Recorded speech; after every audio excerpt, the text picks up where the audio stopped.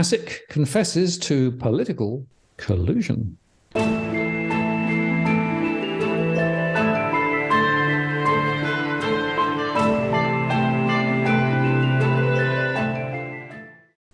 Martin North, John Adams, in the interest of the people. Hello, John, we're back. Hello, sir. How are you today? Yeah, very good, thank you. It's a beautiful spring day here in the UK. The birds are singing, the blossoms out, temperature's going up. Feels rather nice to be here at the moment. Yes, well, while you're enjoying your life in England, I'm still here in Wollongong creating all sorts of controversies, and we have a devastating piece of news to reveal to the audience. And obviously, the title of the show is ASIC confesses to political collusion, which is something that flows on strongly from our show that we recorded in early March, which was The Final Secret, exposing the Australian Prime Minister. Now, before we get into the guts of what we're about to release today, Martin, is that the first thing we should say is that you and I are under somewhat of government surveillance. So what we can reveal to the audience is that we are being, me more than you, but you to some degree, is we are being monitored by the government. We are being monitored by ASIC. ASIC has been watching in the interests of the people. One thing I'll say, Martin, is that just so we can set the context is, last month I went to ASIC with a range of freedom of information requests. On Monday this week, a treasure trove of documents was released to me. ASIC provided a 21-page letter, and they said there was 15 employees that was holding 151 records about your truly, and they released 76 out of the 151. And so we've gone through quite a few. I've been able to go through all of them, and there's some very stark admissions in some of these records that we're going to go through today. But there is one file note, and just before we started recording, I sent that file note so you can have a look, which is a 2-page official memo about our show about exposing the Prime Minister. So ASIC is watching. ASIC is writing official notes about our recordings, our commentary, and we have the attention of the government's for you. Yeah, and I'll tell you, the file note on our last show actually had a few factual errors in it, I noticed. But it is interesting that they're taking notes. Yes. No, they are taking notes. The one thing is that they do have some factual errors in some of their notes, but just to go back to that show, they missed the whole point of the show. So the fact that they're now listening, and we know that they are listening, how about, Martin, we actually go back to what the whole show was about? The purpose of publishing that show was to say to ASIC and to the broader public that there is an issue when people are in the market engaging in commercial transactions, and they are clueless about an official investigation happening, and that things may be occurring that people shouldn't be aware of, but for whatever reason the government has kept it silent. Now, Martin, it's critical to acknowledge that in the 21-page letter I received on Monday, ASIC for the 4th time in 10 months has officially confirmed an investigation. So again, they've had the opportunity to close the chapter on the package. They have yet to do so. And so as of today, in Australia, it's the 24th of May, all we can say is that the investigation is still going on. And they are, obviously, they now know that I've gone to Parliament with a confidential submission about my concerns about the PM's involvement. But in all this summary that ASIC have put together, the key point is that the interest of the people is being hampered because ASIC, is not pursuing the matter to the level of aggressiveness that it requires. And again, going back to that show, one thing we said is, my barrister said that had he been leading the investigation, he could have got to the truth of the matter within 4 weeks and rushed to court. And here we are. We recorded that show at the beginning of March. Here we are at the end of May, and ASIC has still done nothing. And as you said, which is, very profound in that show. The silence is speaking volumes, and that is the silence which investors at some point, if my set of allegations prove to be true, that silence is what is going to cause widespread anger across the community. And that's the key point that ASIC did not include in their summary about our show. And I think, John, to me, looking at the whole story and indeed the response to your FOI, the headline is ASIC is concerned more about form than substance. They want to be seen to be doing things and saying the right things, but they're not actually pulling the right levers. And, the bottom line is investors are actually exposed because of it. So I've had the chance to go through all the 76 documents, hundreds of pages that I've been able to go through. And I have put together a bit of a press release. There's a couple of media organizations holding on to it. So we'll see what happens with that over the next short period. But I thought for the purposes of today's conversation, I would focus on a couple of key points that I think is worthwhile to get across to the audience. So there's 4 key revelations that come from this document dump I received from ASIC. The first one is ASIC is uninterested in the administration of justice and the rule of law.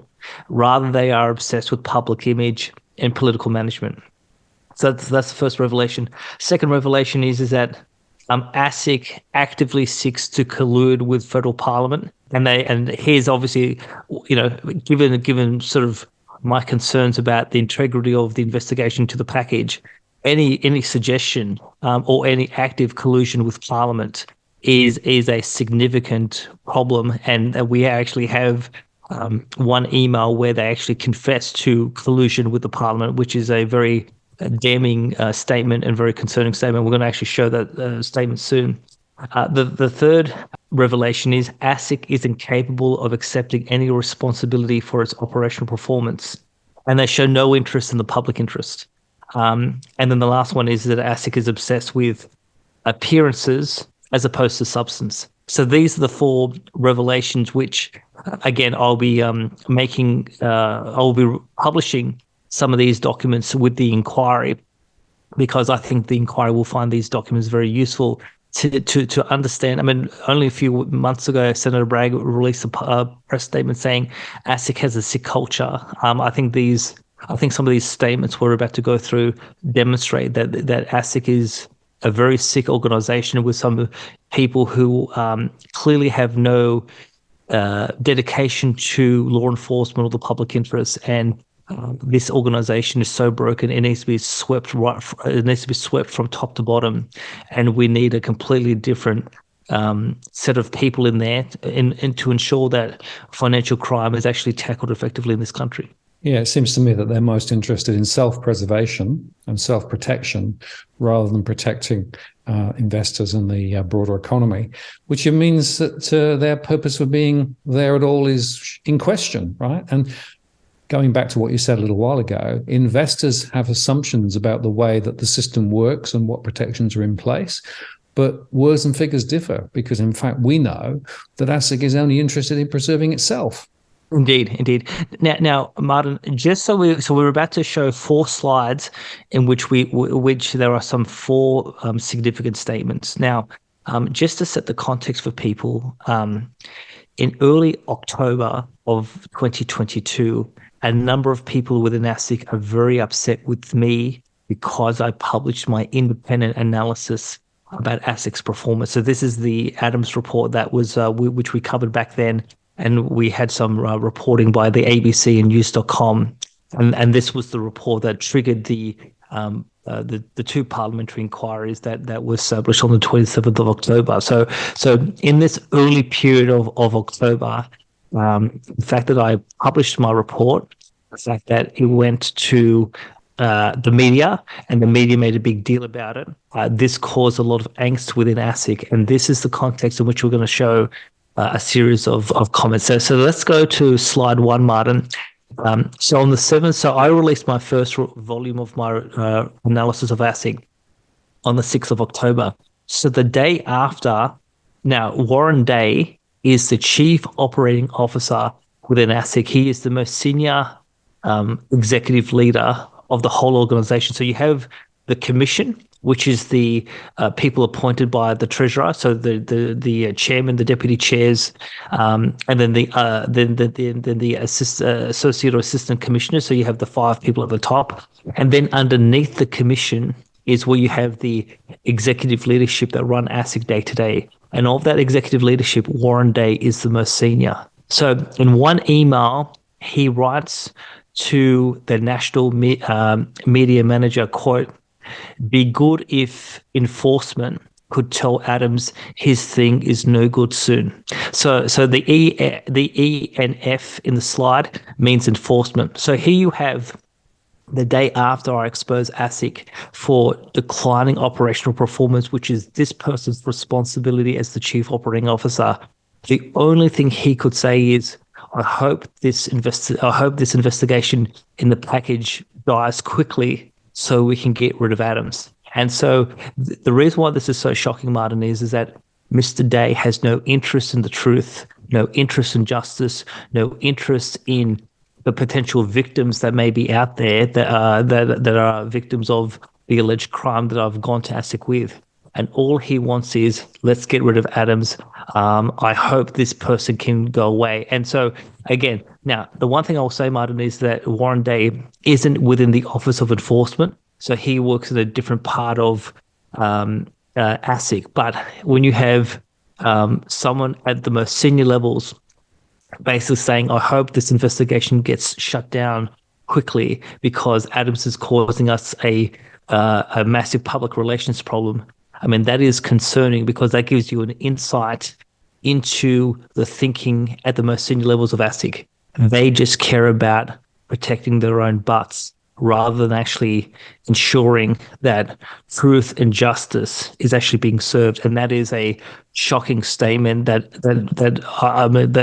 when you have cops saying, or when you have people working in a leadership position within the police, and ASIC is the financial police, and saying, I just hope that this investigation can get shut down because this person's causing us too many problems. That is highly concerning. Well, it is, John. And, clearly, directly or indirectly, he was, in a sense, trying to influence decisions inside their enforcement programs. And that's a problem. And the motivation? To shut people up rather than actually expose and deal with issues that you know and I know are real. Yes. Now, the one big concern I have with this particular statement, Martin, is that Mr. Day said this in an email to the national media manager. Now, within ASIC, there's a group called the Executive Board, which includes the leadership of enforcement, and Mr. Day is the chair of that board. So if he's willing to say to the media team, I hope the Adams investigation gets killed off soon because he's causing us too many problems in the media, the big concern is, well, what has he said privately, perhaps verbally, to the enforcement leaders about me and the investigation into the package, and have those comments influence investigation one way or the other? So I mean, again, I think that you should not have senior people weighing in with a prejudicial bias one way or the other because someone is causing problems in the media. Yeah, and again, if the first reaction when somebody is criticizing an organization is say, oh, we want to shut it down, we want to shut it up, we won't want to talk about it, that tells you something really important about the culture of the organization, doesn't it? Absolutely. Now, we're going to go into slide 2, Martin. Now, so this slide 2 is going back a day earlier on the 6th of October, the day that I released my report. And this is the national media manager sending an email to Warren Day and a couple of other people. And he's basically talking about how my report is a bad news story. And so I'm not going to read the whole quote, but I'm just going to focus on a couple of sentences. So in the first paragraph, he says, quote, "Fact is, it is a very negative story without a doubt, and it really needs to be strongly and unequivocally refuted and countered at the next parliamentary committee hearing." But then in the second paragraph, he says, quote, I have discussed this with Warren, i.e. Warren Day, the person we just spoke about yesterday, who said he was preparing and hoping for an opportunity to respond. Not my area, I know, but I suggested we arrange a Dorothy Dixer to make sure it is upfront and as early and loudly as possible. Now, Martin, what is a Dorothy Dixer? It's a preset softball question, so you can actually give the answer that you want. So here you have the national media manager of ASIC basically saying, the next time we appear before Parliament, let's get a politician to ask us the question we want them to ask so we can give the answer we want to give. Now, how does that happen? That only happens if ASIC has colluded with a politician before the committee hearing. And this is a damning revelation, because when government agencies and bureaucrats appear before Parliament, Parliament's role is to provide genuine oversight and to make sure that the government is working efficiently and effectively, and they are basically doing the job that they want. And here you have an ASIC media manager saying the fix is in. These committee hearings, these Senate estimates, these other forums in which ASIC is questioned and tested about what they do and how they do it. He's basically saying we have a way to fix the questions before we get there, and if we fix the questions, we then get to spew our propaganda, our version of events, rather than actually being tested genuinely about what ASIC is doing, and to provide the Parliament with honest and objective and robust answers. That is obviously a high big concern, because, Martin, what did we say in that show about the final secret? We said that there's a possibility of some form of collusion between the government and ASIC, given the Prime Minister's association with certain people linked to the package.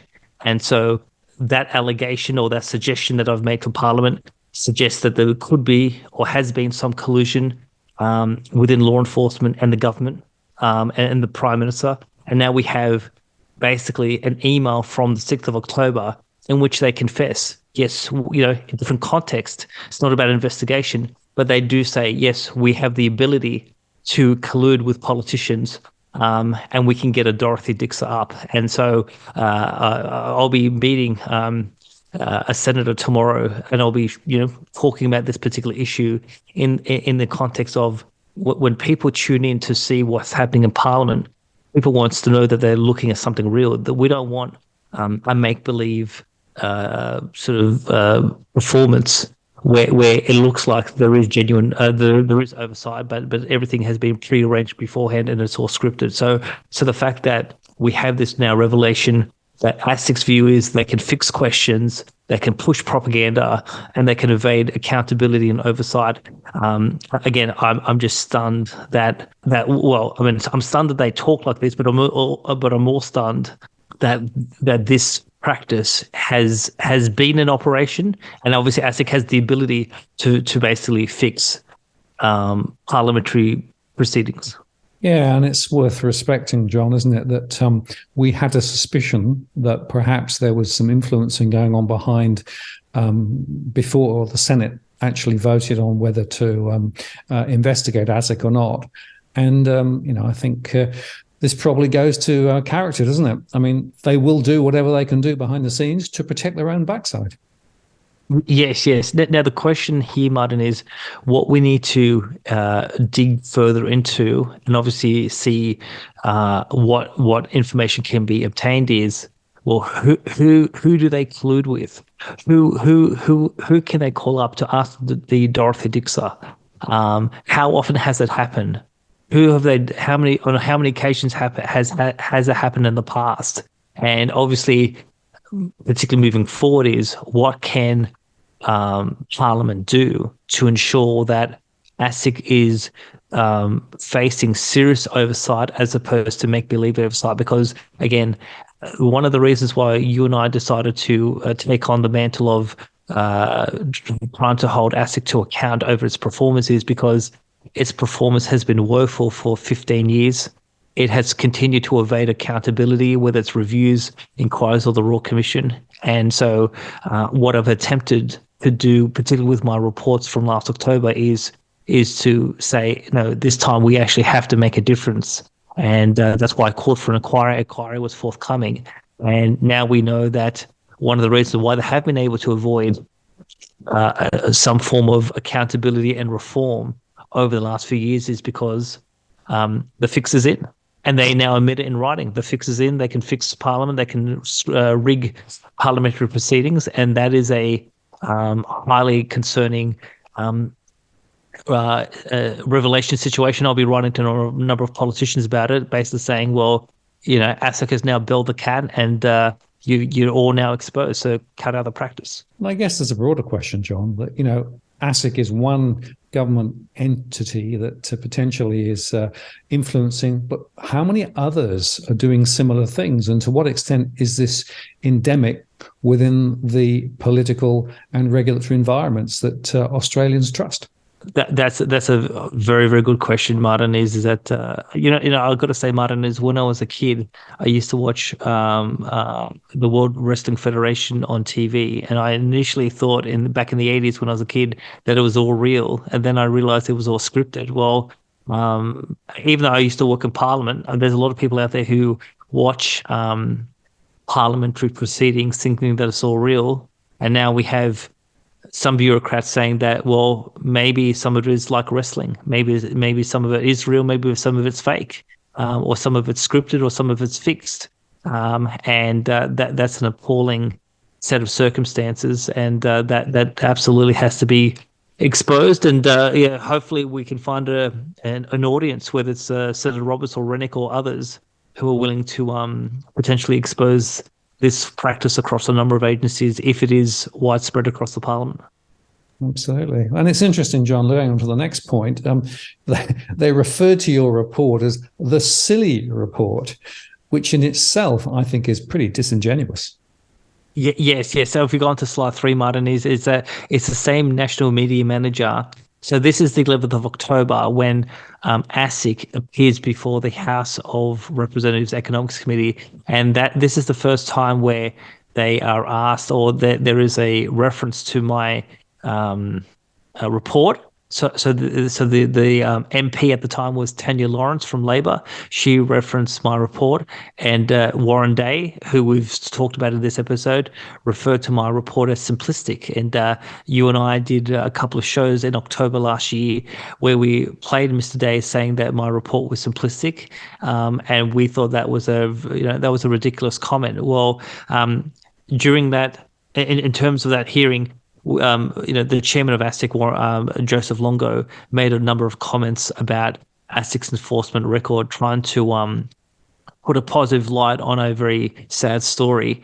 And all the national media manager could say is a spirited defense by the chair of that silly John Adams report. Now, the key thing, Martin, is that even till today in May 2023, that no one in ASIC has said my report was wrong.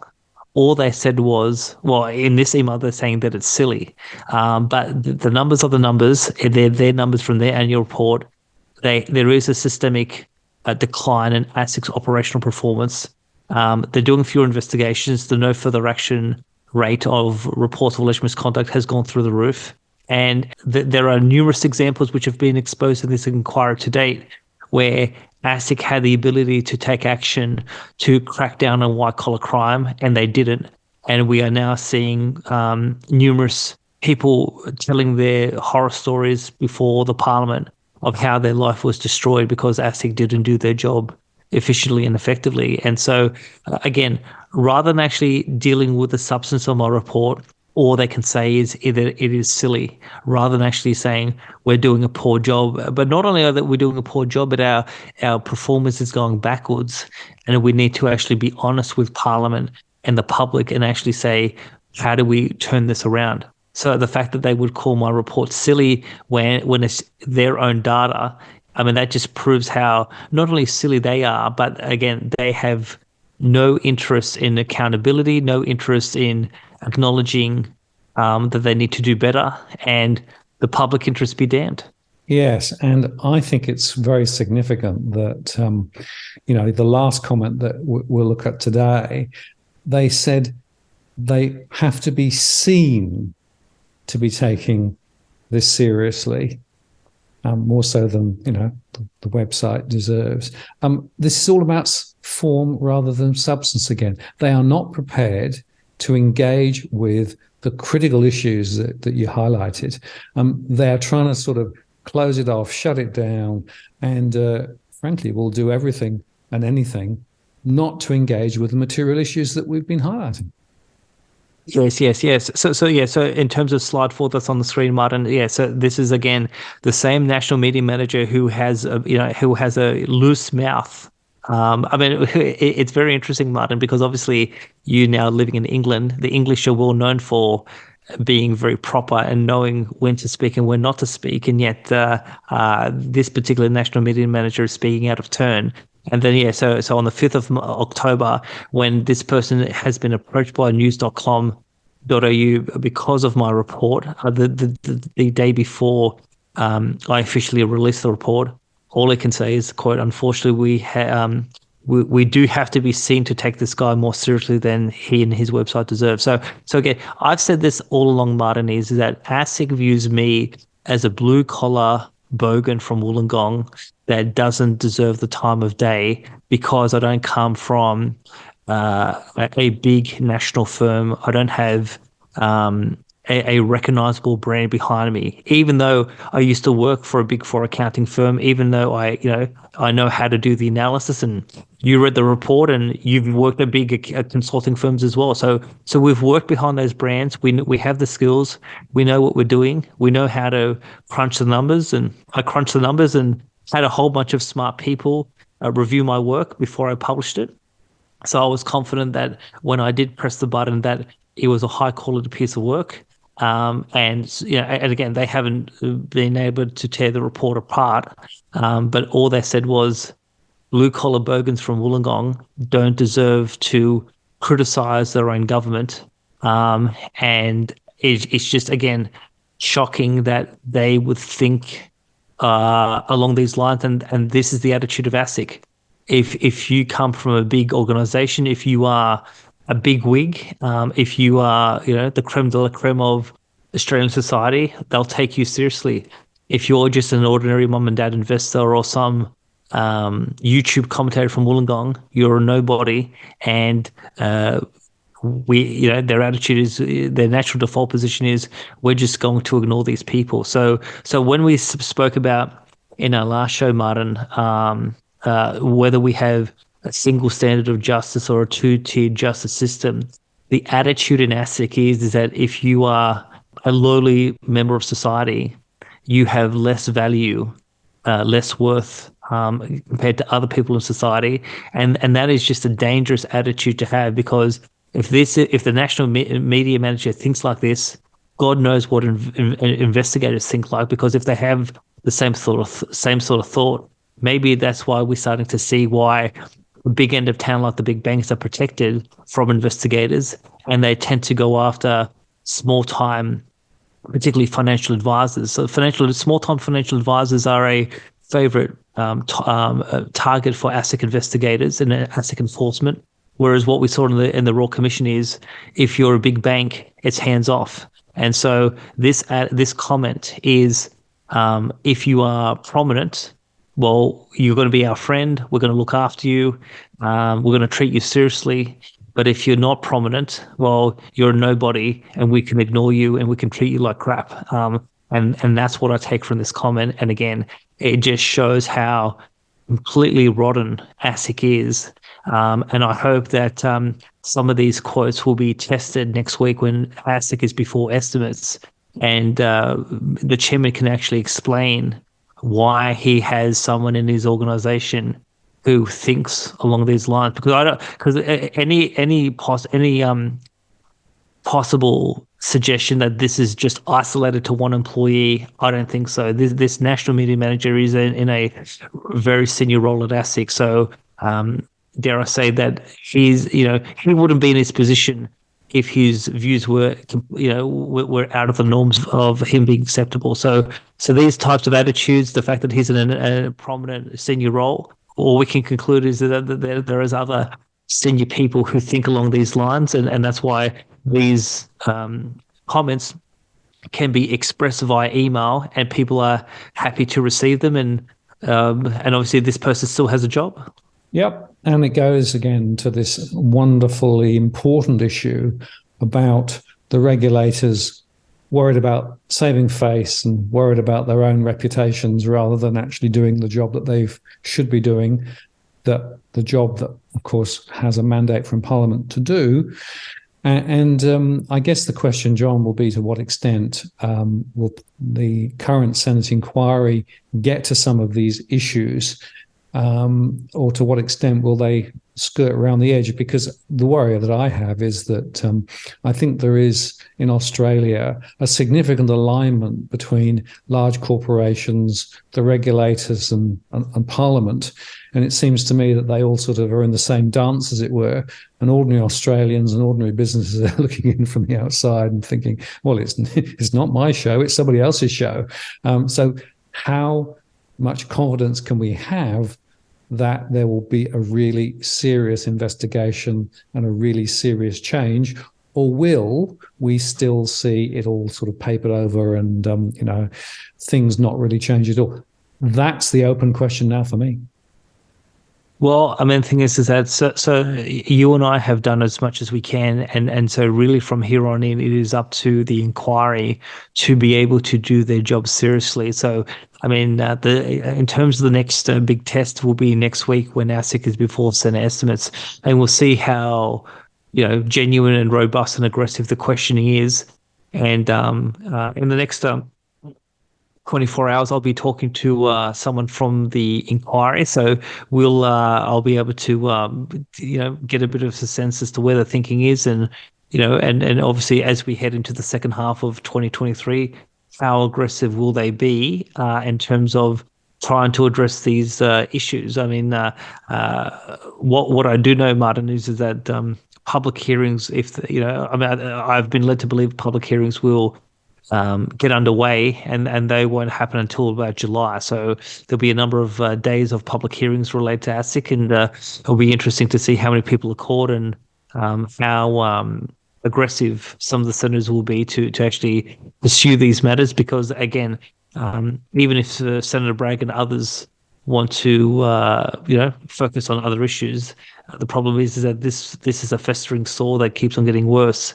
And it's caused too many problems and too much heartache. So these senators have to potentially, focus on this issue, and perhaps focus less on other issues, because this issue has been going on for way too long, and the stakes are very high for so many people across the country. Yes, John. I often am conscious of people saying, well, if you're flying over the target, then you do get a lot of flack. And I suggest that we are flying over a very, very important target here. So we'll continue to do what we can in terms of pushing this issue forward, not for our own interests, but indeed for the interests of the people. Absolutely, Martin. Thanks, John. Good to catch up with you, and look forward to the next one. Thank you very much. Martin North, John Adams, in the interest of the people. We'll see you next time.